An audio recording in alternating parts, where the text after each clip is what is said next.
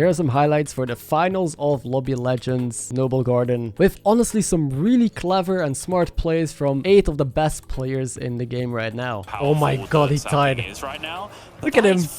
He ties with the high roll with a stupid fucking swabby. Lobby Legends is the official esports for Hearthstone Battlegrounds. If you didn't catch the qualifiers, that's the video I uploaded yesterday. I'll leave it in the description below. Now here are the 8 people that qualified in the Naga meta, and trust me, we'll see some Naga games, but we're gonna see some really cool ways to counter Naga and typical tournament plays that you will only see in a setting like this when points matter compared to just ranked games. So enjoy. Very quickly, the format is the check format. This basically means that you need to get 20 points, and once you're at 20, you're in check. All you need to do now is get a first place and you win. So get to 20 points, get in check, get a first, and you're the Lobby Legend. Alucard is playing Savjz. I think Savjz is one of the best heroes right now. It can steal, it has tempo, get triples, it levels, it does everything, right?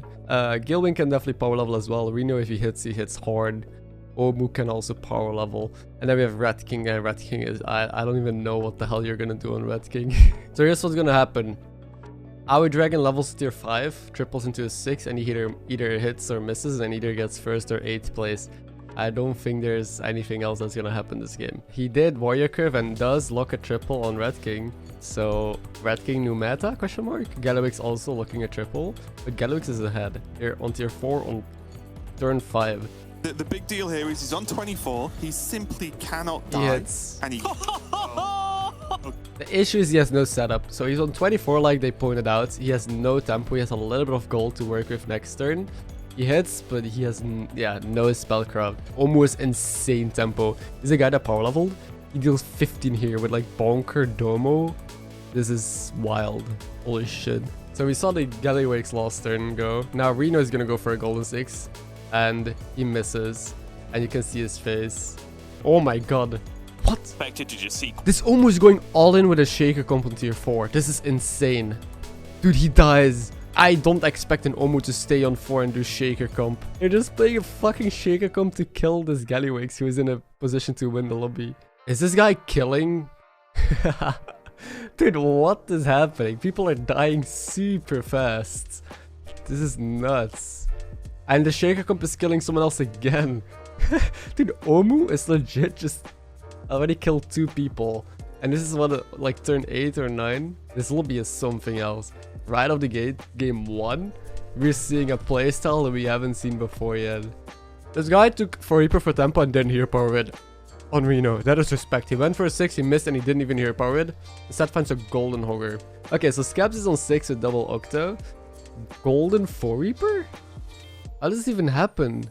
This is an insane game. I don't know what to say. He went to 6 with a Shaker comp. We don't see a single anti-support except for, I think, Alucard, right? The Savjz, but he just took 26 damage. Dude, what? The only person that hit got tempoed out? Literally? The Ashe got tempoed out the turn after by Shaker comp. So did the Gilwing. Reno missed and tried to go golden hogger and died. Savjz is the only one with like something that looks like Naga, but he doesn't have Atissa yet. Maybe what we see here is a counter to the current Naga meta, and they figured it out early.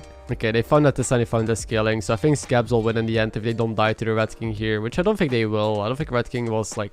It's probably the weaker out of the 3 tempo players, right? Maybe instead of pushing for first places, all of these people just go for top 4s, right? This is what the point system is right now. You just need to get 20 points and then you need a first place. Getting first already is nice, but not mandatory. This dude somehow, for whatever reason, tripled his Leroy. So he now has a golden Leroy on board. Sixo missed and got 3rd place. Yanase missed and got 2nd. This dude missed and made a buster comp that competes with the entire lobby, except for maybe the Naga, right? Yeah, we can definitely see these players shift their play style in order to gain points and to try and counter the, I guess, tournament meta that we have. We see the Savjz win on lobby. I don't think that was surprising at all. Like, Savjz was the strongest hero in this lobby. I called that from the beginning, and we see him getting first. And this lobby kind of sets the tone for the other ones. We're seeing a lot of creative plays and kind of people figuring out the tournament meta and looking to counter it. There's an extra layer to tournaments that is not to just ladder games. It's like, it's not just about how many points I need, but about these opponents as well. You can kind of know Xixo's playstyle. This is an insane play. The Colorcount had the Naga token, but they sold the Naga token to keep the coin. And then here power into a 2. He kept the coin because coin has more synergy than the extra body on board. He will take damage for it, but he's stepping. Wait, why is he doing this? Omu with a Weaver opener, huh? People are actually playing tempo right now. But he went 3-on-3 as well with Cookie. So I mean, that is a risky staking, but he's got super rewarded. Wow. They're feeding Tess. Who fed Tess? God damn it, Tess is gonna yoink all of this. So Tess just wins, right? Because they face the Galakon right after, and they have double Siren then. God fucking damn it, Tess. God damn it. They just turned 6. 2 pairs, double Siren, Octopus. And they tripled. No test player is like happy and like, oh, you know, it's okay, I'm fighting a demon player. Cry me a freaking river. This is all fair, isn't it? This is a very scuffed board. Jesus Christ, what are you doing? Oh, Omu hits. Currently obscured.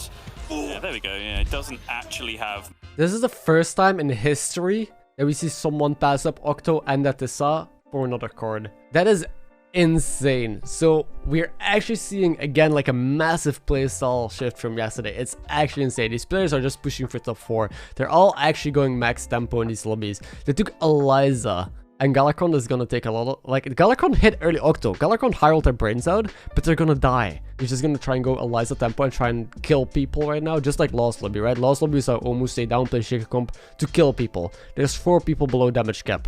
Taz is now facing the Galakon again. So, the Galakon fed Taz the Octopus early on. And now the Galakon is gonna die to the Taz because they gave them the Octopus. And now Taz is just gonna steal another Octopus. Wait, no. He lives! Oh my god, he found the 1 in 3 to live. What am I watching, dude? What is happening? I'm living in a different universe. This person has double tanked Soul Juggler in Naga meta. Either winnable or at least a draw here from Dappy. The problem here is that if you break that down, okay, ends up on a tie, but the way those attacks... He got a tie against the Tess. This dude is playing with 2 tanks, 2 Soul Jugglers, and he got a tie against the high rolling Tess. Dude, this is fucking insane. I don't know what I'm watching anymore. You see Galakon actually stabilizing. Galakon does have Octo and Atissa and some scaling now. Golden Lava. And a Siren in hand. So I think Galakon could actually end up being stronger than the Tess, although Tess went to 6, but if they don't hit... Okay, they just tripled, never mind. Sixo, again, has a Golden Leroy. I think this dude had 2 Golden Leroys. Like, last game he had a Golden Leroy, now he has a Golden Leroy again. And then Cookie has actually a really good tempo board. Cookie is actually strong. Oh, here's the Omu with the Eliza Golden Cut Guard. So Omu committing onto the pirate board. So the Vol'jin is dead. The Omu is dead, and Cookie is next because they're facing Tess. To just be max tempo at all times. Max tempo at all times here is really exactly this. Doing the thing! Hooray! We actually get to see it happen. He is doing the thing. He turned his 4 Reaper into an absolute house by actually buffing a magnetic card in the shop. So that is the kind of like interaction that can save your games. Yeah, that's a very good play, very smart play. So in case you don't know yet, now you know, you can put Spellcraft on magnetic cards and it becomes permanent. I mean, he still faces this and he's dead. Unless his foe attacks like 3 more times. One thing to keep in mind is I see a lot of 4 Reapers. Like, a lot of people are tripling into foe because it's good tempo. And it's good with Naga. Like, the buffs on it, the win free, the attack, all of it is amazing. Galakon is still in. The Ash is still in. Board is so sad. Every board is sad compared to Tess. Nothing was as sad as a double juggler, double Mechano tank. Even if our Dragon would win this fight, he never wins because he feeds Tess, right? Like, in a 1v1 in the endgame, you can never win. Because they have 39 HP, you have to beat them like 2 or 3 times. No surprise, Tess winning lobby 2. Now here are the current points. Sorry for blocking the bottom 4. I'm removing my camera later. But it's important to know no one can check. So no one can get a first place and get 20 points. So it's gonna take at least 2 more games before we see the first players reaching check. Now on to lobby 3. This dude is playing Shadowwalk and there's no beasts. So there's no token, there's no triples you can make. And there's no Murlocs, which is like the battle cries that are the best. Okay, anyway. We see a Millhouse, which... Millhouse is not in the best spot, but can definitely high roll as well. Honda, pretty flexible. We see another Ashe. We saw an Ashe in every lobby because it's a good hero. Another Cookie. I think we saw Cookie in almost every lobby as well. I think Alucard was Cookie last game or 2 games ago. Xixo again on Omu. Xixo was also Omu on game 1. We see a Maiev that can high roll pretty easily. So I think we are definitely going to see more high rolls here. Yeah, take it into the 6. We have in a decent spot because they have Chroma Wing as well with mummies. So if the mummies land on Chroma, you can level and get a super high attack card to carry him for a little bit. That's a really good triple as well to hit, but the mummies buffed each other. Look at his face! And the buttons are being pressed. He doesn't have to sell at all. Just the reduction's just strong, right? I am re-evaluating my stance on Shudderwock No Beasts as we speak. And he hits. Watching it happen live. Shudderwock was able to use his hero powers mainly for econ, but so that still doesn't seem good because you need to find the econ early. If you don't find, you die, right? He did hit, so that's good. Cookie also hits at Tissa, but Cookie is in a way better spot. I think Cookie is just gonna win the lobby raid. And Maiev hit at Tissa. So we saw 3 people triple, all of them did hit. Omu missed and they still level to 6 against the Maiev. They're dead. This Omu is too risky. That beautiful reward of the Athissa on the they other might side. live. They live. And Max oh my on god. that Maiev is... Damn, the 1 in... Dude, that's 2 games in a row that the players find a 1 in 3 to live. The Galakron lost time and he got top 3 because of that. So we can already tell, like, this was kind of like yesterday. So now people did hit. We can tell that Maiev and Ash are going to be the top 2 players. Because they're also both healthy, so if they face each other, they don't even kill each other, right? So they're guaranteed top 2. Omu is dead. It's a really close fight. I think with better trades, Omu could have lived. The other Cookie is dead. A lot of players dying. It's top 5 right now? Top 4 already. What am I watching? Wait. How is Millhouse on tier 4? Still no lobby. This board is trash compared to the others. He is like 3 turns behind, 4 turns behind.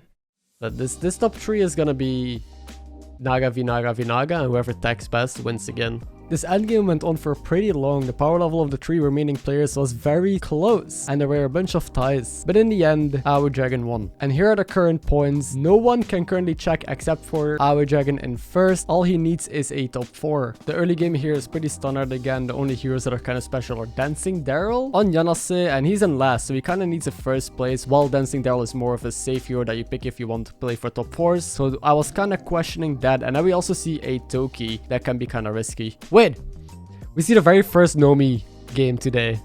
This person is on 24 HP, they're pretty low, but it's turn 6. Daryl is doing just old school Daryl stuff, and this is already good enough to get you a top 5. Yeah, this time it looks like Dappy is setting himself up for a win condition, and he does hit it. He doesn't even consider anything else. And Our Dragon, power level to tier 5 on turn 7, with a tank, does have the Siren on board already in case he wants to pivot. This is just like, it's just such a mess. It's a mess, but it works. It's beautiful. Here's the Nomi Hook Tusk. They probably beat Toki actually. They're pretty strong. Oh, they got a tie. They got lucky. But Toki was actually strong because Toki hits.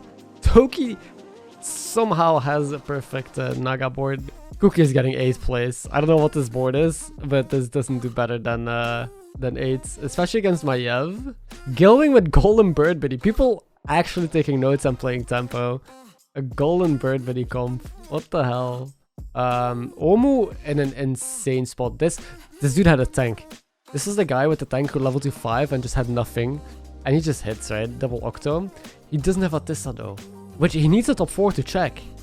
He needs to live here. Oh, this could be bad. He killed 1 card on the Toki's board. So Omu taking a big L. They're not gonna check, but they should always check next game, right? They just needed a top 4 here. I will see the top 5 now. Also, the Maiev lost. So Daryl performed better than Omu, Maiev, and Cookie. We also see Golden Mama Bear, Golden Bird, but he's still with a taunted Leroy. Like, this is double Leroy. This is beautiful. Wait, what? He stole one of his big dudes to keep the Acolytes. Triple to Light Fight. He has 4 cards on the board. I am sorry to the elemental believers, but that you had to witness this slaughter. Look at his look at his 1 drop. Absolute chat of a unit. Murmidus Meridius. Daryl is gonna kill Galewing here. He's so happy. He got sub 2. I'm telling you, these tournament players, they are on another level. They have an understanding of when they need to pick heroes like Daryl to get back into the game and be on the board. Because if you went with, like, look, Maiev and Omu and Hooktas, they all try to high roll. They all got bottom 4. And the Mama Bear comp got top 4. Yeah, this is just unfair. The Toki is the one that high rolled. So there's just gonna be that one hero red. Here's the current scoring, and honestly, it's the most insane, intense tournament I've seen because we have literally 5 people that can check next round. The top 2 people just need like a top 6 and top 5 in order to check. And then there's 3 people at 13 points that need a first place in order to be able to check. So 3 people could technically check at the same time next round. And then the 3 people at the bottom still need 2 games in order to get in that check position. Once again, a reminder, if you're in check, you just need a first place in order to win. And a second reminder to maybe subscribe to the channel if you enjoy the content so far, or leave it a like. It's very much appreciated. Thank you. Yanas is staying on 1 with Millhouse and gets all of the econ. Golden Lava Lurker on turn 4 into a random tree job. Flurgle took another hit. Xixo is just not having a good day, man. Bellcraft to go with it now. Xixo needs the first to win, by the way. Takes a 4. Going to 3, tripling into a 4. So it's looking like the target here is infinite elementals. Oh, wow. Peggy over recycling Wraith is super interesting. Obviously, Peggy is a ton of scaling with Millhouse.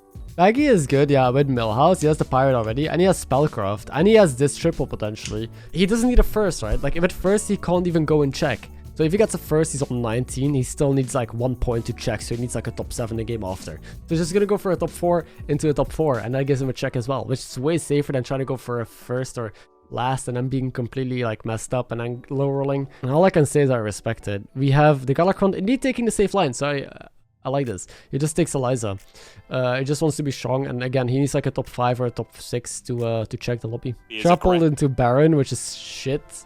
He missed on his Hogger, but Patches has to play Tempo Pirates on 4, because again, Aoi Dragon just needs a top 6.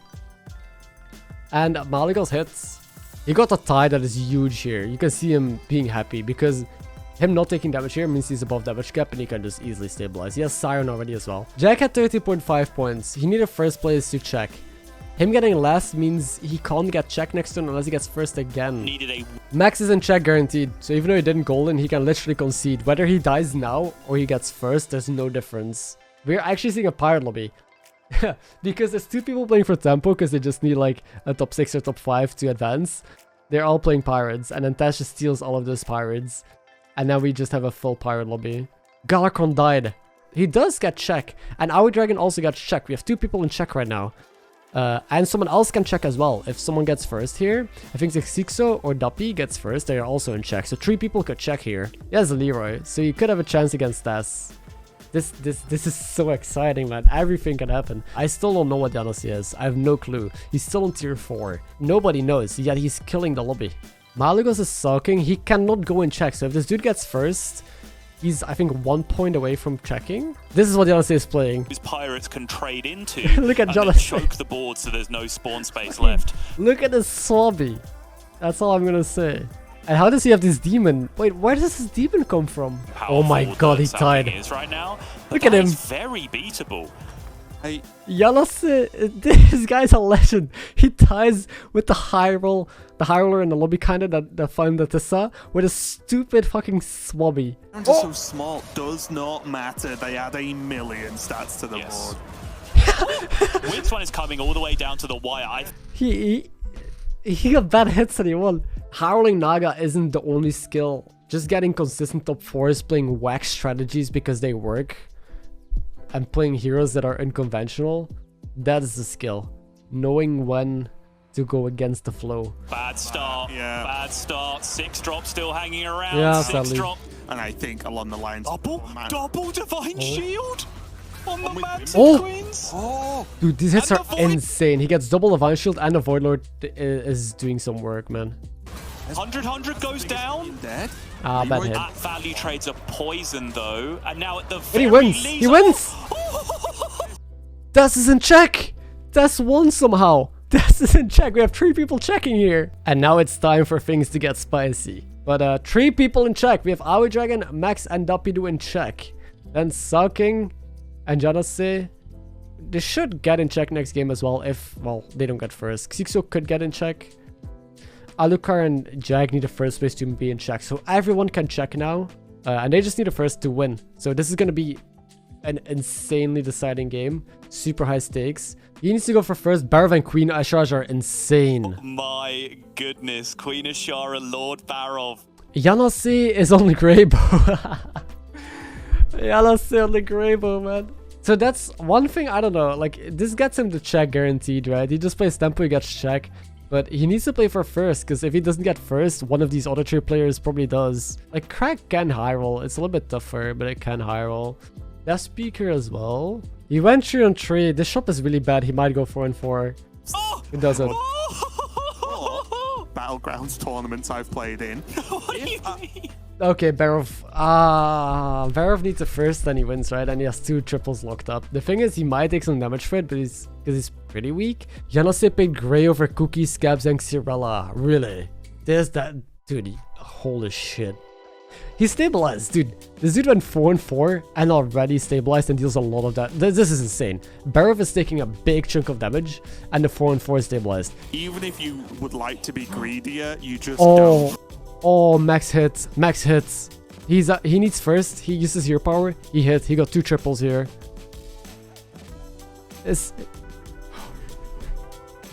He hits. No! Oh my goodness. That is the absolute hyper nuts in this situation. Yeah, he wins. Round. Just don't die. Or he dies. Fight, and then Wait, he is. is that because Our Dragon? Our Dragon also had 2 triples. He has 4 Reaper. Our Dragon needs to kill him. To that, you've got a faux Reaper. Right? Like, there's Look so at his many face. upsides, but yeah, we'll see how it pans out here because. Oh, no. His taunt is too big. The foe doesn't get to go in the middle of his board, right? He can't even get through the taunt. Oh my god, and he kills. He kills Xixo. Our Dragon, I mean. Exactly. What the fuck? Which means Our Dragon. We have seen a Vol'jin that wasn't able to scale as much as another opponent in top 2, and the Vol'jin still won because they have better tech. Right? I think someone can still beat Max if he techs well or if they play smart and go all in. Everyone needs to all in this guy when they face him. You have to. This is gonna be my close. god. 52 health now on 52 is insane though. Just gonna say that He wins. Like, this was the turn that they had to die. Last turn he had to die, or this turn. Now he's too far ahead. He's on tier 6 with all of that. even look close. Vol'jin seems in a position where they can win though. Victory. Wait, Leapers can also win.